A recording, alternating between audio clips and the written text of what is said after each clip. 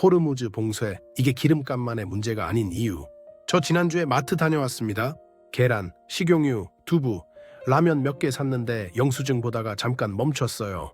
내가 뭘 더 담은 건가 싶었는데 아니더라고요. 그냥 똑같은 물건들인데 값이 달라진 겁니다. 그 이유가 지금 이 순간 지구 반대편에 있는 아주 좁은 바닷길 하나에서 벌어지고 있을 수 있습니다. 이름은 호르무즈 해협. 생소하죠? 근데 이 좁은 길 하나가 막히면 여러분 집 도시가스 고지서가 달라지고 주유소 가격이 달라지고 동네 작은 공장들이 흔들리고 결국 우리 장바구니까지 달라집니다. 오늘 저는 이 연결고리를 딱 끊김없이 설명해 드릴 겁니다. 처음부터 끝까지요. 복잡한 경제 뉴스를 쉽게 풀어드리는 채널 한눈의 경제 톡톡입니다. 구독 아직 안 하셨다면 눌러두시고 바로 시작합니다. 일부 호르무즈가 뭔데 이렇게 난리야. 먼저 위치부터 짚겠습니다. 중동 지도를 보면 페르시아만이라는 바다가 있어요. 사우디아라비아, 이란, UAE, 쿠웨이트, 이라크 같은 나라들이 이 바다를 둘러싸고 있습니다. 그리고 이 페르시아만에서 바깥 바다로 나가는 출구가 딱 하나 있습니다. 그게 바로 호르무즈 해협입니다. 다른 길은 없어요. 진짜 단 하나뿐입니다. 이 해협의 가장 좁은 구간 폭이 고작 39km예요. 서울에서 수원 정도 거리입니다. 근데 이 좁은 길로 전 세계 원유 해상 물동량의 약 20%가 지나갑니다. 세계에서 바다로 움직이는 기름 5통 중 1통은 여기를 통과한다는 얘기예요. 그리고 중요한 포인트, 원유만 지나가는 게 아닙니다. LNG, 즉 우리가 집에서 쓰는 도시가스의 원료인 액화천연가스도 이 길을 통해 아시아로 들어옵니다. 미국 에너지정보청 자료를 보면 이 해협을 지나는 LNG의 83%가 아시아로 향합니다. 한국도 당연히 포함입니다. 이 숫자 하나가 오늘 이야기의 뿌리입니다. 2부, 도대체 무슨 일이 있었던 거야? 그럼 이 바닷길이 왜 갑자기 뉴스에 등장했는지 흐름을 정리해 드릴게요. 미국과 이란은 약 2주간 휴전을 유지하면서 협상 테이블에 앉았습니다. 장소는 파키스탄 이슬라마바드. 의제는 간단하지 않았어요. 이란의 핵 프로그램, 우라늄 농축 수위, 이란이 지역 무장 세력을 지원하는 문제, 그리고 호르무즈 해협의 통제권 문제까지 이 굵직한 현안들을 놓고 양측이 협상을 이어갔는데 결국 합의 없이 회담이 끝났습니다. 협상이 깨지자 미국은 다음 수순으로 이란 항만을 드나드는 선박을 겨냥한 해상 봉쇄를 시작하겠다고 밝혔습니다. 미국 측은 비이란 목적지 선박까지 전면 차단하는 건 아니라고 선을 그었지만 이란은 군사적 접근 자체에 강하게 반발했습니다. 그러자 국제유가가 곧바로 뛰었어요. 로이터와 AP 보도에 따르면 브렌트유와 미국산 원유가 다시 배럴당 $100 선을 넘어섰고 우리나라가 크게 의존하는 중동산 원유의 기준이 되는 두바이유는 배럴당 $101 수준까지 올라섰습니다. 달러도 강세를 보였습니다. 여기서 중요한 포인트가 있습니다. 시장은 진짜 공급이 끊겼을 때만 반응하는 게 아닙니다. 끊길 수도 있다는 가능성만으로도 먼저 움직입니다. 선사는 경로를 다시 짜고 보험료가 오르고 수입업체는 더 비싼 가격이라도 물량부터 확보하려 합니다. 이 선제적 반응이 가격을 끌어올리는 첫 번째 파도입니다. 3부, 배가 멈추면 시장이 먼저 놀란다. 실제로 봉쇄 소식 이후 일부 유조선들은 방향을 틀거나 걸프만 진입을 미루고 바깥에서 대기했습니다. 로이터 보도에서도 이 내용이 확인됩니다. 배가 망설이기 시작하는 순간 시장은 그걸 그냥 지나치지 않습니다. 왜냐하면 진짜 공급 차질은 바로 그 망설임에서 시작되기 때문입니다. 배가 멈추면 어떻게 되냐? 보험료가 오릅니다. 운임이 오릅니다. 그러면 정유사와 수입업체는 더 비싼 값을 내고서라도 물량을 먼저 잡으려 합니다. 이 비용이 아래로 내려옵니다. 원유를 원재료로 쓰는 산업으로, 물류비를 내야 하는 업체로, 납품 단가를 맞춰야 하는 공장으로, 그리고 맨 끝에 우리가 있습니다. 전쟁 장면보다 배의 움직임을 더 무섭게 봐야 하는 이유가 여기 있습니다. 4부, 제일 먼저 뛰는 건 기름값, 그 다음은 가스비. 유가가 다시 배럴당 $100를 넘었다는 건 숫자 하나가 바뀐 게 아닙니다. 한국처럼 에너지를 거의 전부 수입하는 나라에서 이 숫자는 연쇄 반응을 일으킵니다. 순서를 보면요. 국제유가 상승, 국내 정유 원가 상승, 휘발유, 경유, 가격 상승, 트럭과 택배 운송비 상승, 식료품, 생활용품, 납품단가 상승, 마트 가격표 변동, 이 사슬이 돌아가는데 시간이 걸릴 뿐 방향은 하나입니다. 그런데 이번엔 기름값만이 아닙니다. 가스비도 같이 움직일 수 있습니다.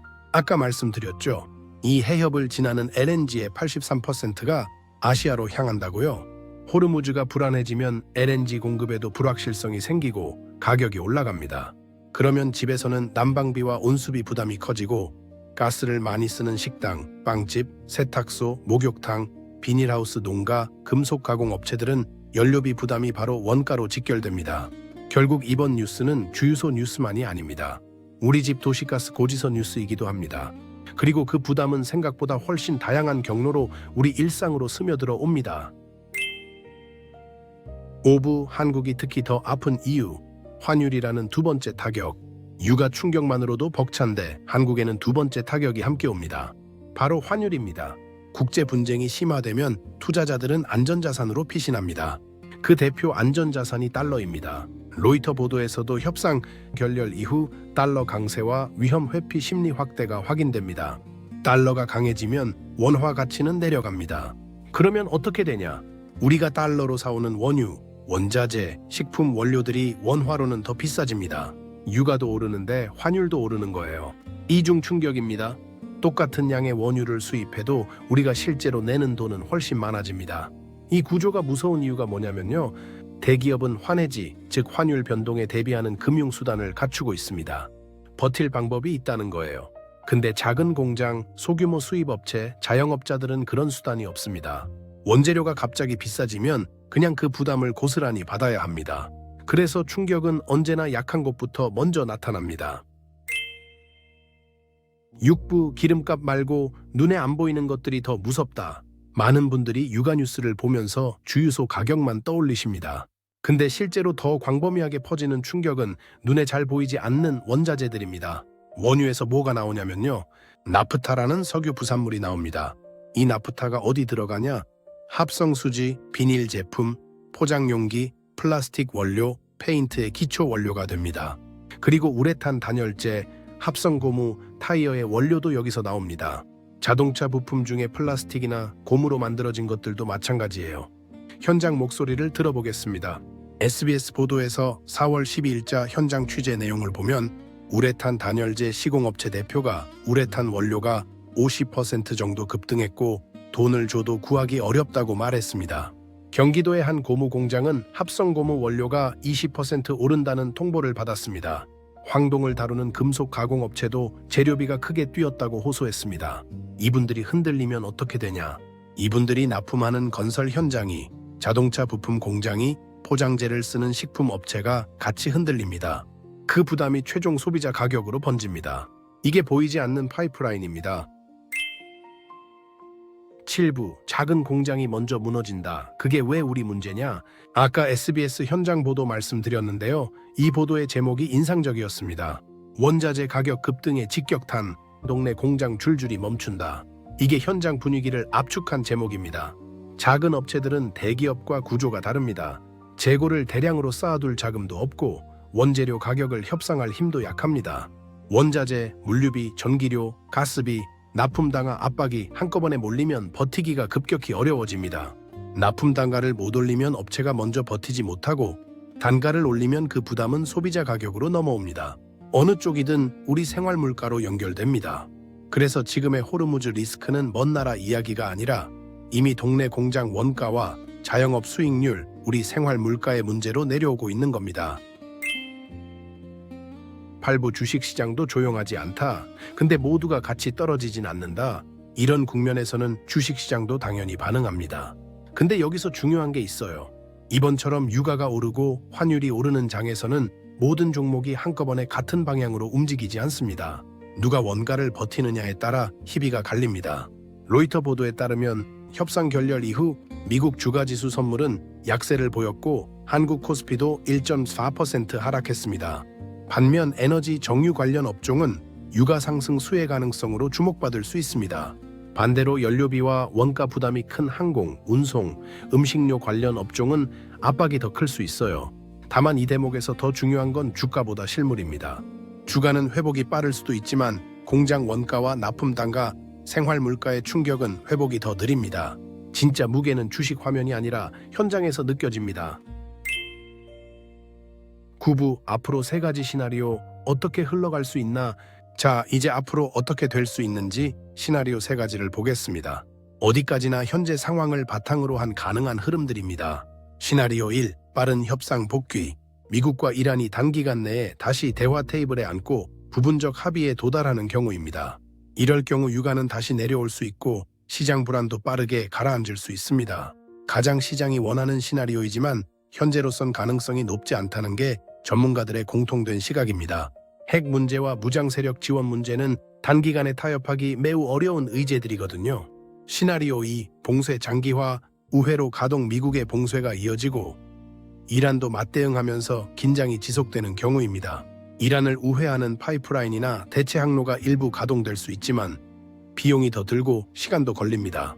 유가는 $100 이상에서 고공행진을 이어갈 가능성이 있고 원자재 가격과 물류비 부담도 장기화됩니다. 실생활 충격이 가장 현실적으로 느껴지는 시나리오입니다. 시나리오 3, 군사적 충돌 확대. 양측의 충돌이 물리적으로 확대되는 경우입니다. 이란이 호르무즈 해협 자체를 봉쇄하거나 직접 위협하고 미국과 충돌이 일어난다면 유가는 훨씬 더 급등할 수 있고 글로벌 금융시장 전체가 크게 흔들릴 수 있습니다. 가능성은 낮지만 시장이 가장 두려워하는 시나리오이기도 합니다. 10부, 지금 우리가 실제로 봐야 할 지표 3가지. 복잡하게 생각하실 것 없습니다. 앞으로 이 뉴스를 보실 때 딱 3가지만 체크하시면 됩니다. 첫째, 호르무즈 해협 통행 상황입니다. 유조선과 LNG선이 실제로 계속 통과하고 있는지 아니면 대기하거나 우회하는 배들이 늘어나고 있는지를 보세요. 배의 움직임이 먼저입니다. 둘째, 국제유가가 $100 이상에서 어느 방향으로 가는지입니다. 여기서 더 오른다면 국내 휘발유, 경유 가격과 물류비 부담이 더 커집니다. 반대로 빠르게 떨어진다면 시장이 협상 가능성을 보고 있다는 신호일 수 있습니다. 셋째, LNG 가격과 원자재 가격이 국내 중소업체 원가에 얼마나 빠르게 전이되는지입니다. 이게 결국 우리 생활물가와 도시가스 고지서에 언제, 얼마나 반영되느냐를 결정합니다. 이 3가지 흐름을 같이 보시면 뉴스 헤드라인 너머에 실제 경제 충격이 보이기 시작합니다. 마무리 정리해드리겠습니다. 호르무즈 해협 봉쇄는 단순한 중동 분쟁 뉴스가 아닙니다. 기름값에서 시작해서 가스비로, 원자재로, 작은 공장 원가로, 납품 단가로, 그리고 우리 생활 물가로 번지는 구조가 이미 움직이고 있습니다. 충격은 늘 가장 약한 곳부터 먼저 느껴지고 그게 결국 우리 모두의 일상으로 연결됩니다. 중요한 건 이 흐름을 미리 이해하고 있는 것입니다. 뉴스가 나올 때 당황하지 않고 어느 방향으로 가고 있는지 읽을 수 있는 눈이 생기는 거죠. 그 눈을 함께 키워가는 채널 한눈의 경제 톡톡이었습니다. 오늘 영상이 도움이 되셨다면 구독과 좋아요 부탁드리고요. 앞으로도 이런 경제 흐름들을 계속 쉽고 명확하게 정리해드리겠습니다. 시청해주셔서 감사합니다.